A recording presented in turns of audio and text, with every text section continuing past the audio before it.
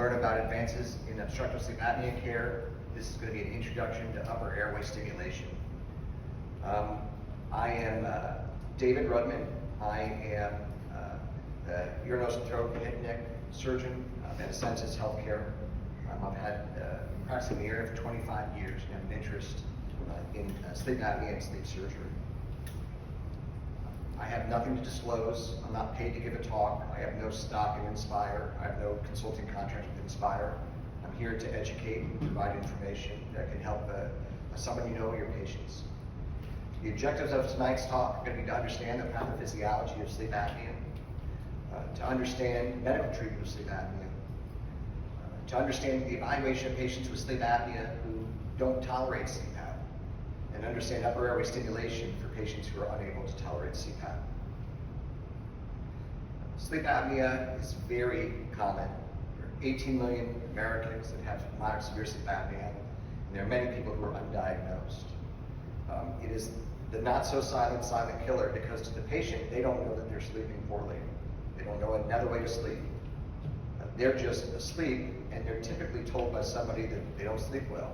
They're disruptive, they snore. They're worried about that person because that person is gasping. It does create issues, and typically when we go to sleep and your throat relaxes, it can block off your airway.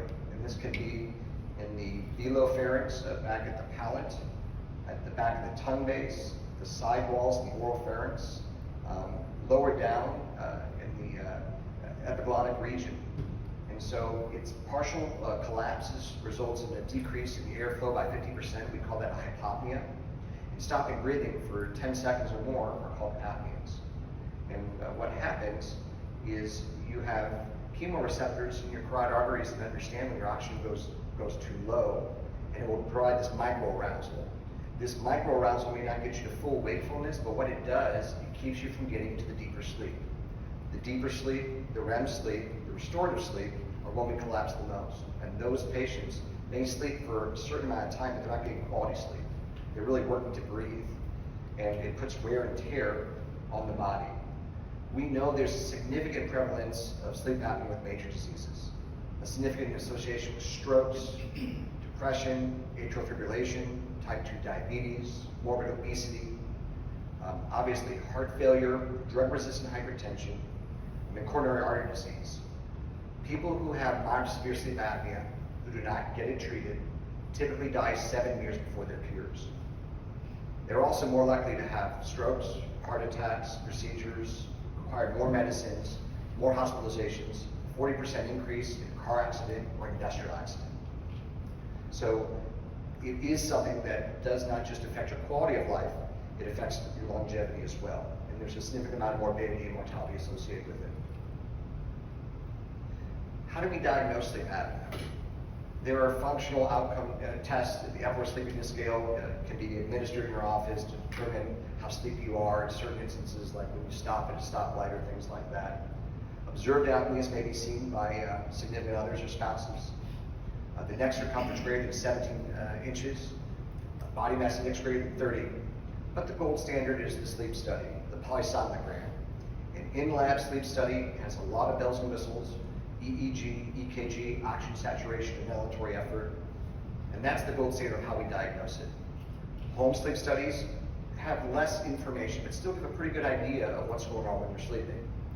It understands, are you moving your chest, what's your oxygen level, are you passing any air through your upper airway or through your nose.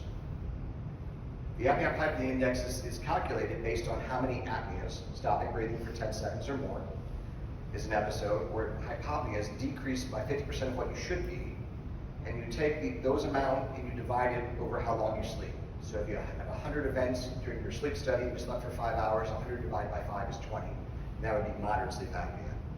Less than 5 events an hour for an adult is normal sleep. 5 to 14 events per hour are mild. 15 to 29 events is moderate. Greater than 30 events is severe. And that's how we categorize how bad your sleep is. On the physical exam, we need to take a look at all the different areas that could be collapsing. We see here an extremely long uvula, What's happening with the uvula is when you sleep, your tongue falls back, your uvula gets taken for a ride and gets stretched out. Your uvula reverberates, but your uvula can also be obstructive. You can see here in the oral pharynx, you can see the huge tonsils. Those are 4+ tonsils. We're also looking to see how big your tongue is. Some people have too big of a tongue for the amount that they have. Some people actually have macroglossia, they actually have a very large tongue. And some people have retronathia, they've got a very small jaw.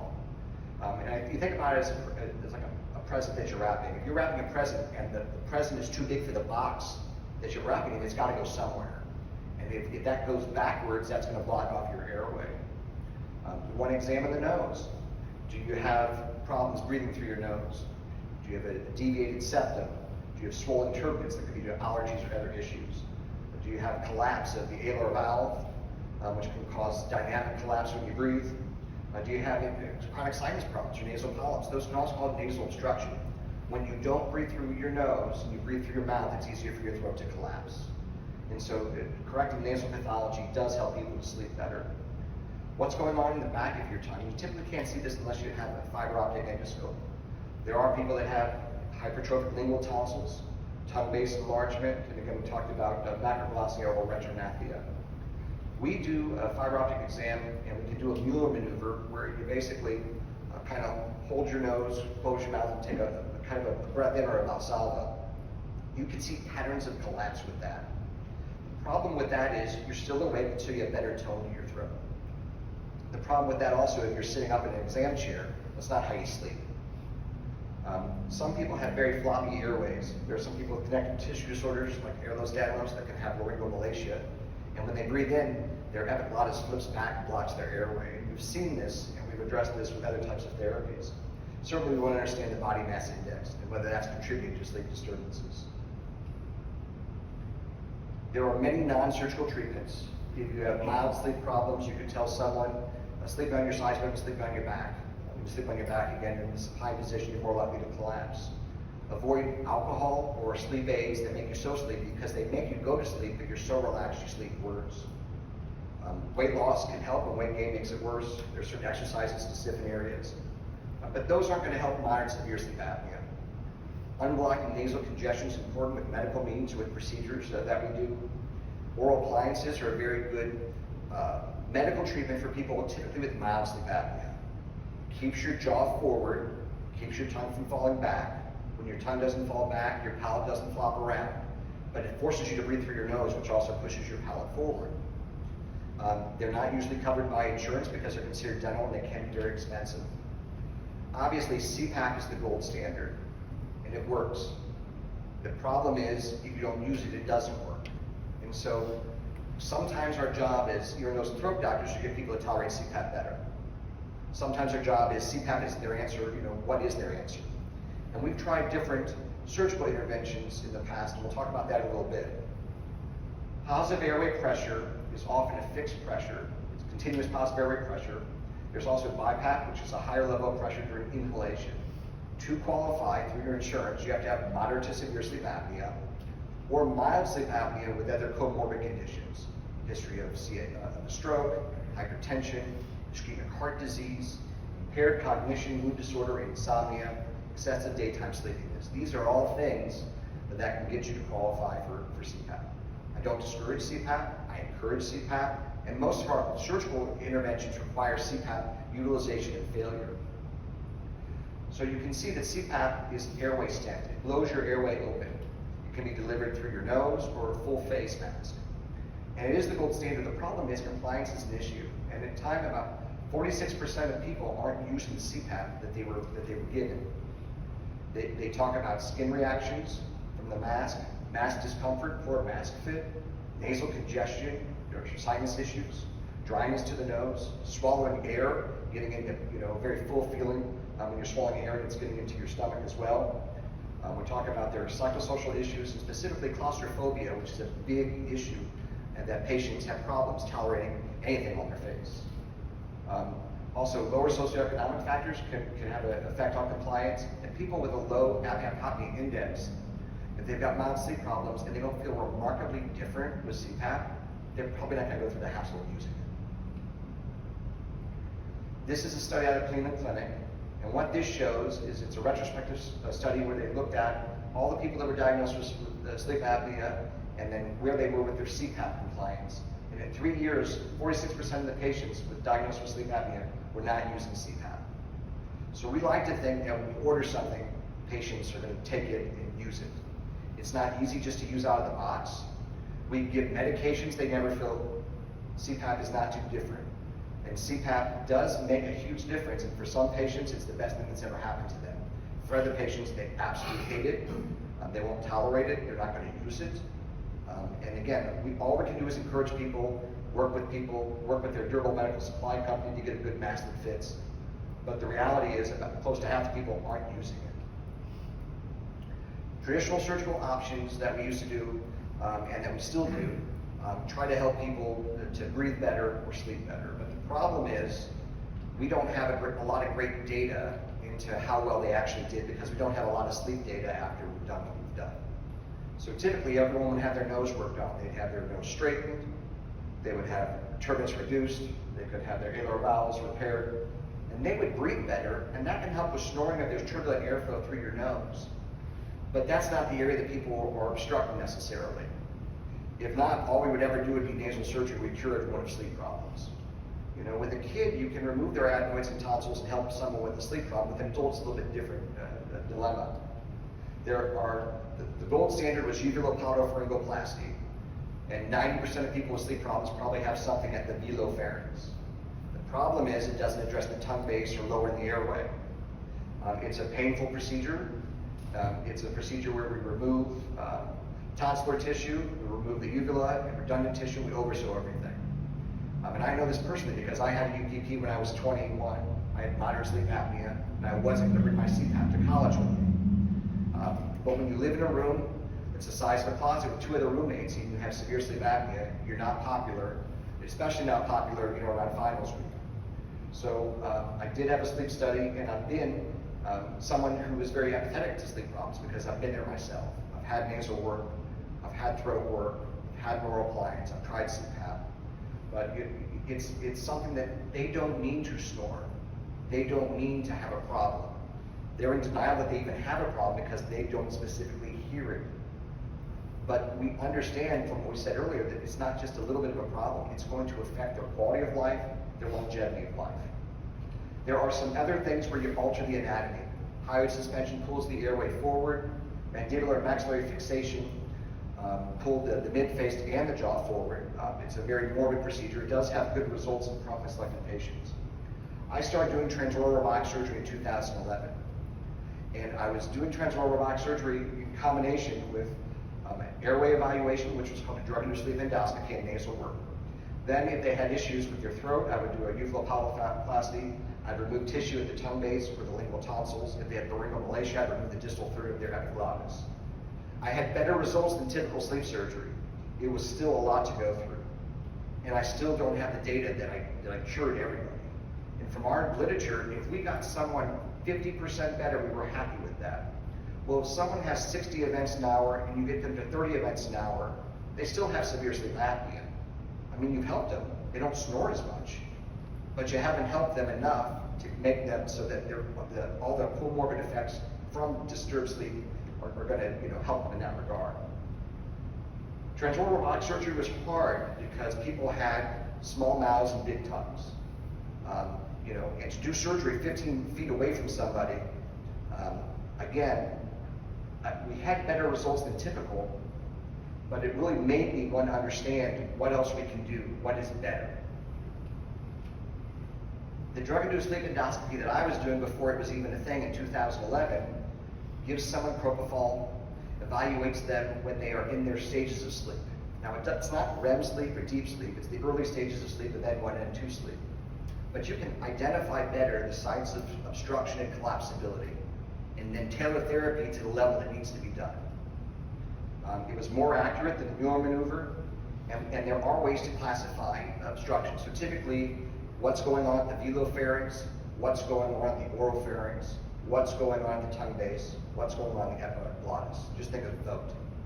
And those are the different areas that we try to address. And typically, it gives us a better idea of what's going on. and what we can do to help people. I became interested in hypoglossal nerve stimulation in about 2017. I've been to some of our academy meetings and I'd heard about it. It was FDA approved in 2014, and it took us about a year from 2017 to 2018 to develop our program. It was something that it was not initially covered with insurance. It took me 2 years to get some Blue Cross Blue Shield patients approved, but they set and paved the way for other patients who were insured to get help.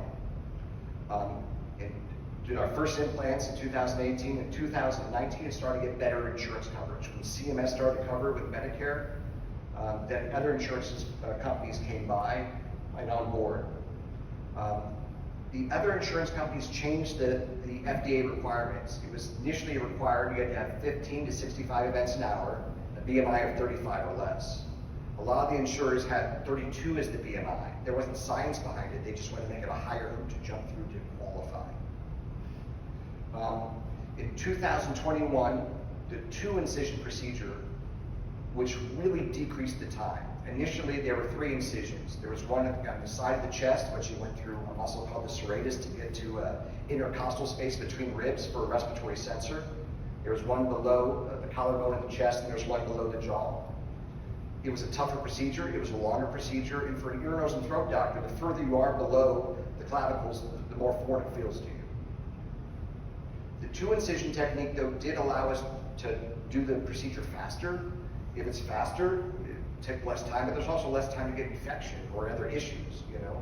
And also, it was probably the most painful part of the surgery was going through that rib space on the side. SleepSync helps us to understand in 2022 how they're actually using the device, and we're finding that there's great compliance with the device. People are using it. It has 11-year battery life. I've been doing this since 2018. I haven't changed the battery yet. And we've had really good results both operatively and then post-operatively. In 2023, expanded the indications. So it increased from a 65 AHI to 100 AHI, so really severe sleep apnea. It also increased the BMI from 35 to 40. Now, Medicare has not adopted those newer indications from the FDA, but private insurers have. And then most recently, Inspire 5, the 5th generation Inspire device, occurred. Basically, I'll tell you about it a little bit later on, but this is a significant advancement. So there have been over 90,000 patients treated with hypoglossal nerve stimulation in the United States. And what areas we're trying to address? Obviously, there could be numerous sites of obstruction. Ear, nose, and throat doctors know how to help people with nasal problems, and we do help people with nasal problems. But it's the palate, which we address, but the tongue base that we didn't address is why we didn't get as many cures and why people still had problems. And we never really looked at the epiglottis too much because we're seeing people when they're awake, but when someone's asleep, you will see that epiglottis flip the opposite way it's supposed to. And when you use CPAP to blow your airway open, it's going to blow it closed. And that's sometimes while someone does not tolerate CPAP. The hypoglossal nerve is the 12th cranial nerve, and it is only a motor nerve. And the idea behind it is when you help get your tongue stiff and out of the way, your palate will come along for the ride because of the coupling of the palate. The distal hypoglossal nerve is where we're working. Now, during my training and other physicians' training, we were told not to mess with the nerve. Just find it so you don't hurt it when you're doing like a neck dissection for head and neck cancer. There are nerves that control muscles that make the tongue go back. Those are the part of the nerve that we don't want to include in any type of stimulation. There are nerves that control muscles that make the tongue get stiff and move out of the way. Those are the muscles that we want to activate. And so we just need to find a functional breakpoint and just put a little electrode over there and give a little bit of electrical stimulation, and the tongue will get out of the way and the palate will come along for the ride. And the genohyoid muscle, there's a little branch down there called the C1 division. When you get that incorporated in the cuff, you get also a little hyoid suspension with it as well. So we really do help multi-level collapse with just one stimulation of the right part of the hypoglossal nerve. These are DICE examples. Over there is a good candidate.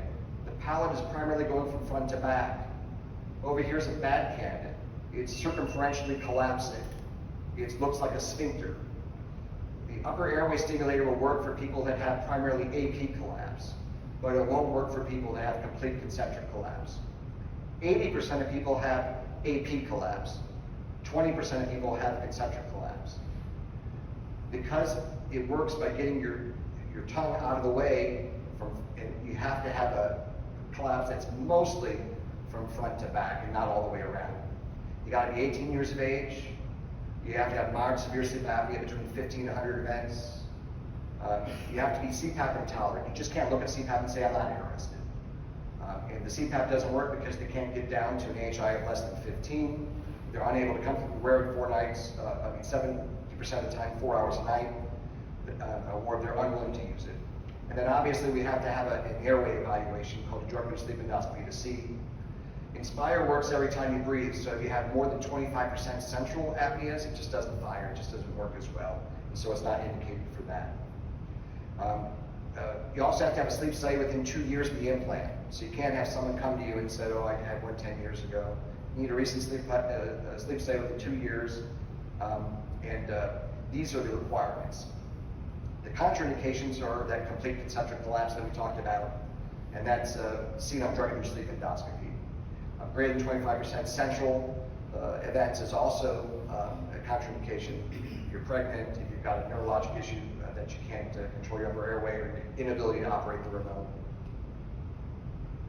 So the upper airway hypoglossal nerve stimulation with Inspire, this is the 2-incision technique.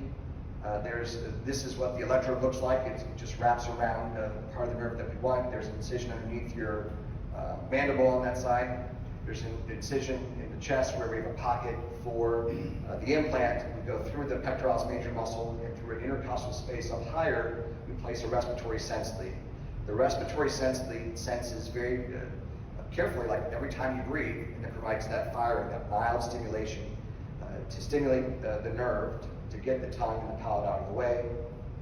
It's controlled with remote control. You turn it on at night, it takes about half an hour to kick in. You wake up in the morning and turn it off.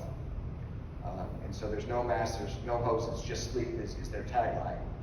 But it is something that goes with you camping, goes with you when you travel, and it is something that people are using and use and adhere to very much, and that's what this lower sleep sync thing is showing. It's just showing, like, are you using it, how often are you using it, and we've got good compliance with it.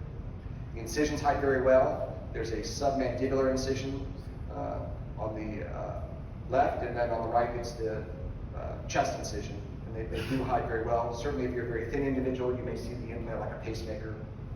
Again, millions of people have implants, spinal stimulators, bladder stimulators, pain stimulators, so it's no different than one of those. And we've got good experiences across different medical specialties of how implants work. So this is the hypoglossal nerve stimulation effect. This is a DICE on someone who has Inspire but it's not turned on.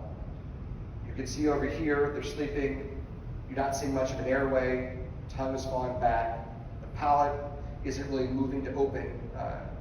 Now on this side, the Inspire's turned on for the DICE. And when you can see how the palate opens and the tongue gets out of the way when they're breathing. And so that shows, basically when someone is asleep, what's going on. It's the least amount of stimulation to get that effect, so you don't want to basically give them too much energy. You just want to open their airway every single time they breathe. And it's titratable. You can increase the energy, you can change configurations. And so it's not just something that you just turn on at the factory settings and you expect it to work. It works for a lot of people. I think the majority of people at those settings, but not everybody. This is an example when someone comes to our office and they need an awake endoscopy. There's the same patient and they're not sleeping very well. We change the configuration with less energy and we really open up their airway. So if someone is not doing well on a sleep study at about 90 days, changing the configuration and finding the right setting, the right energy can get them to cure. I had the opportunity to implant the Inspire 5. 2 weeks ago, I was the first one in the region to do so. And this is going to make things more simple for patients. It's going to make it faster. It's going to make it less uncomfortable. It's going to decrease complications. And it's also going to perform more efficient patient management. This one just has the electrode that goes around the nerve. It doesn't have any respiratory sensing. The respiratory sensing is in the implant itself. So this is what I was talking about. In 2018, when I started, 3 incisions. One down low, one under the collarbone, one up high. 2021, it became faster, 2 incisions, but we had 3 components. Now basically, it's a situation where there's no respiratory sense lead.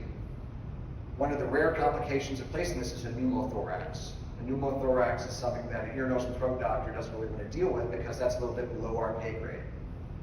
It is something that, luckily, it doesn't happen, and the way that we do it and we're trained, it's extremely uncommon. But this new technology takes that totally out of the equation. It also has the ability to ramp up, and not just ramp up in time over different settings of minutes, but also different energy levels, where you do a quarter step or a half step. And so I think this is going to help more customization of patients with the energy that we're delivering. And then it does support sleep sync. And again, this is data that they can get from the device that help us to understand who's using it, how long they're using it, are they not using it, why are they not using it, and then at the sleep labs we can enter data of what their AHI is, what their positions are, what the energy is, what the configuration is. And so these are ways that you can follow people that when we did traditional ear, nose, and throat sleep surgery, we just didn't know what was going on. We just know that they said they're not snoring as much, they feel better. So when I did the first Inspire 5 2 weeks ago, it took us 30 minutes, which is obviously a significant improvement. It decreased the time by at least 33%. And this is how it's going to be going forward. And these are when I start doing battery changes in about 5 years that we're going to be using this battery. And this battery, again, not only provides 11 years of battery life, but it also can sense when you're breathing and takes out the need for that respiratory sense lead. This is the data from the STAR study, and it shows basically the pre-op apnea index was severe at 29.3, but 1 year, 3 year, and 5 years out, it's basically got down to normal sleep. And then the oxygen desaturation index also went down from 25.4 again to much better results. Subjectively, it's done a lot better too for these patients over time. There's a functional outcomes of sleep questionnaire, the Epworth sleepiness scale. These objective factors also have all improved with the Inspire. In terms of snoring, it went from pre-op to 17% of the time there was no snoring to about 9% of the time there's no snoring. And then from the bed partner leaving the room, it went down from 30% of the time they left the room to almost less than 5%.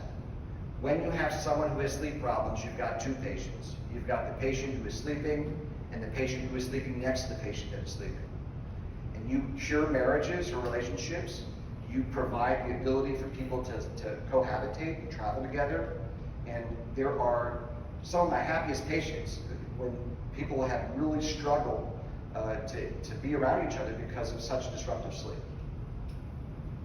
Our results in census with hypoglossal nerve stimulation show a significant decrease in the AHI. Our patients were a little sicker at 36.6 events pre-op to a median of 8.3 post-operatively. And then our Epworth sleepiness scale went down from closer to 10 to below 7. Again, subjective improvements. Most patients do get good results, 70% national average. They use a greater than 4 hours per night. Their symptoms are significantly improved, and their estimated AHI is less than 15 per hour, and that puts someone on sleep sync in the green.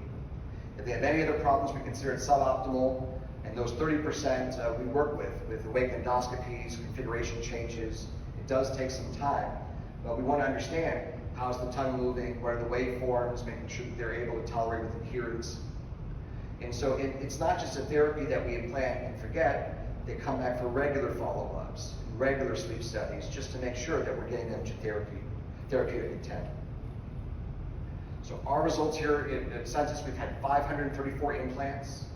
73% of our patients are in the green pathway, which are above the national average. Again, our pre-treatment AHI was at 36.6. We got them down to a median of 8.3. Subjectively, they're doing better. 9.3 was the sleepiness score, and 6.4 was the after treatment. Our patients, we had 408 patients in our registry who were using it 6.5 hours a night, and they're using it greater than 4 hours 78.6% of the time. So those are all good numbers, and our program is doing better than national average, which is why we got an excellence designation for our program. Patients are also happy with it subjectively. Even objectively, they're not doing as well. 92% of those patients that have it feel like it's better than CPAP. 94% feel like they'd recommend it to somebody else. 92% said they would choose it all again, and 91% are very satisfied. So these patients, even if they're not where we want them to be with their sleep apnea, they're happy with it. And the people around them are happy with it. Obviously, we want more than just subjective, we want the objective data, and that's what we're working hard to get. So in conclusion, CPAP is the gold standard. Many patients just can't tolerate it or achieve it. And if they don't use it, it doesn't help. CPAP intolerant patients who are greater than 18 years of age, who have a moderate severe sleep apnea with the AHI of 15 to 100, typically with a BMI of less than 40, and appropriate anatomy on the airway test called the drug-induced sleep endoscopy are good candidates for hypoglossal nerve stimulation. Hypoglossal nerve stimulation does provide a good alternative that's minimally invasive to CPAP. It's been proven to reduce the sleep apnea and the subjective components of sleep while increasing the nightly adherence. And it does also provide significant subjective and objective improvement for our patients with sleep apnea. These patients are not always easy to deal with. These patients have, issues that, as physicians, we need to diagnose, we need to get them treated, and we need to get them through that treatment. These aren't patients that, you do something and you're done. See these patients, order sleep studies if you feel like they're likely to have issues. Get them on medical means with CPAP, they're candidates. If they're not candidates, there are really good surgical alternatives, and hypoglossal nerve stimulation is the minimally invasive alternative to provide great results, both objectively and subjectively. I appreciate your time. I'm happy to answer any questions.